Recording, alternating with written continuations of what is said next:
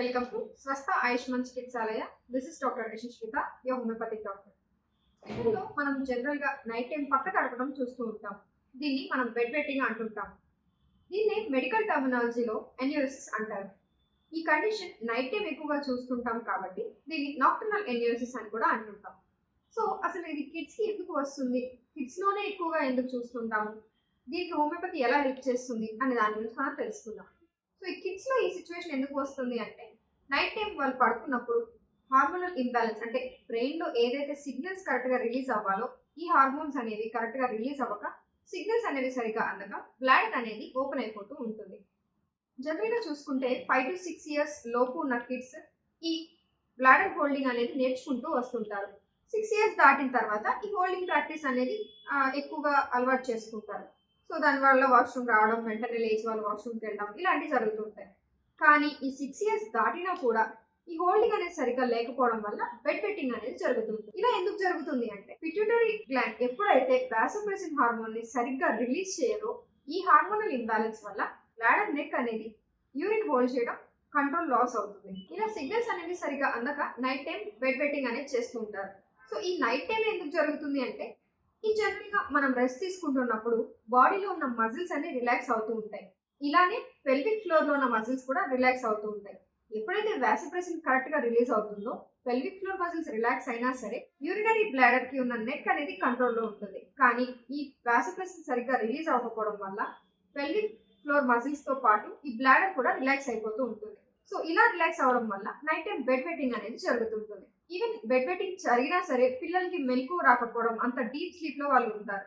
So ఈ urine అనేది thighs వరకు వచ్చి ఈ థైస్కి ఎప్పుడైతే యూరిన్ అనేది టచ్ అవుతుందో ఈ టచ్ సెన్సరీతో కిడ్స్కి యూరినేషన్ జరిగింది అని చెప్పి తెలుస్తూ ఉంటుంది.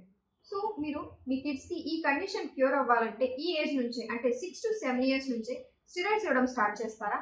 అలా ఇవ్వడం వల్ల వాళ్ళ ఫ్యూచర్ మీద కూడా ఎఫెక్ట్ పడుతూ ఉంటుంది.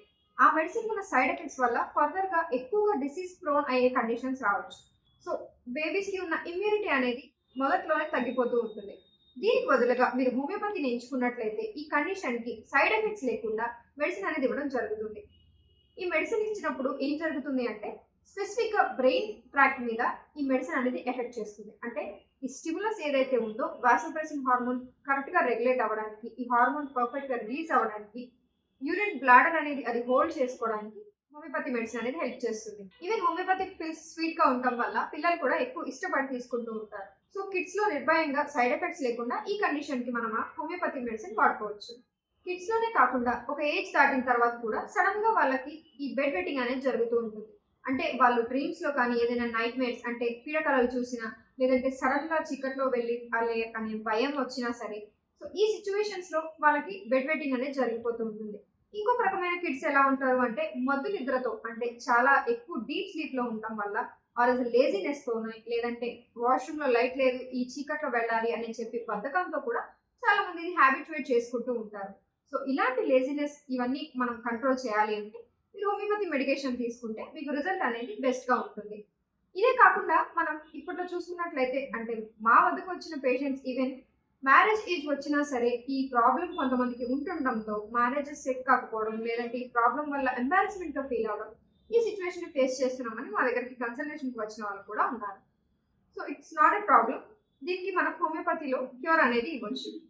ఇలా బెడ్ వెట్టింగ్ సిచ్యువేషన్ ఉన్నప్పుడు ప్రైవేట్ ఏరియాలో అంటే ఎక్కువసేపు అదే తడి బట్టలతో అంటే ఆ యూరినేట్ చేసిన బట్టలతో ఉండడం, లేదంటే ఆ బెడ్షీట్లోనే పడుకోవడం వల్ల ప్రైవేట్ ఏరియాస్లో ఇచ్చింగ్ కానీ లేదంటే ఫర్దర్ కంప్లైంట్స్ ఏదైనా ఫంగల్ ఇన్ఫెక్షన్స్ రావడం కానీ మనం చూస్తుంటాం. సో ఈ కండిషన్కి మనం స్టార్టింగ్ స్టేజ్లోనే మెడికల్ హెల్ప్ తీసుకుంటే బెటర్గా ఉంటుంది. చాలా మంది ట్రెడిషనల్ మెడిసిన్స్ ఇస్తూ ఉంటారు.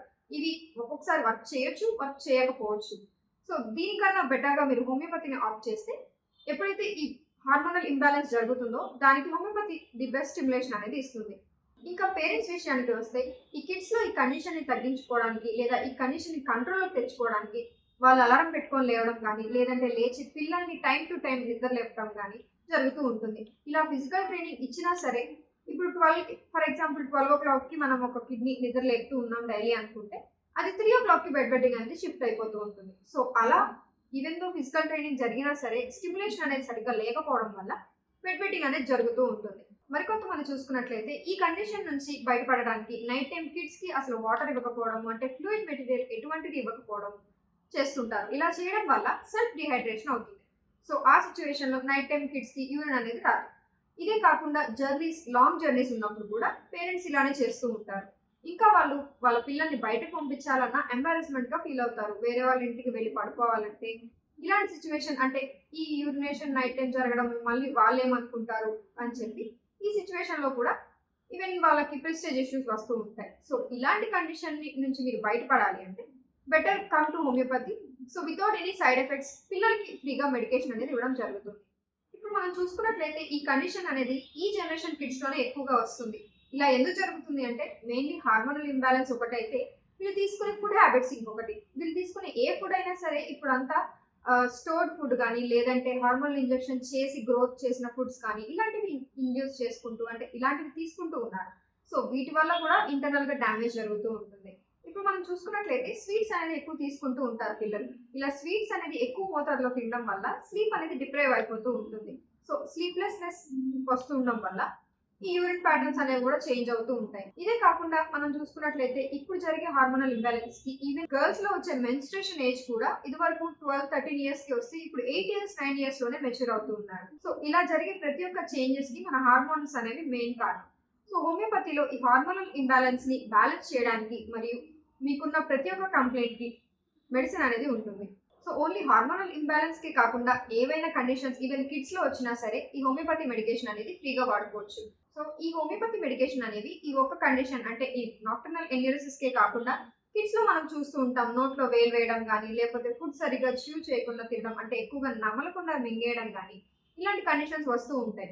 వీళ్ళకున్న చిన్న చిన్న హ్యాబిచువల్ చేంజెస్ ని కూడా మార్చడానికి చిల్డ్రన్స్ కి కూడా కౌన్సిలింగ్ ఇస్తూ, దాంతోపాటు అవసరమైన మెడికేషన్స్ ఇస్తూ, డైట్ ప్లాన్స్ అనేవి సెట్ చేస్తూ, సో మీకు ఇలాంటి కండిషన్స్ ఏమైనా ఉన్నా సరే, మీ కిడ్స్ ఇలాంటి కండిషన్ నుంచి సఫర్ అవుతున్నప్పుడు మా స్వస్థ ఆయుష్మాన్ చికిత్సాలయకి అప్రోచ్ అయితే మీకు క్యూర్ అనేది కంప్లీట్గా ఉంటుంది.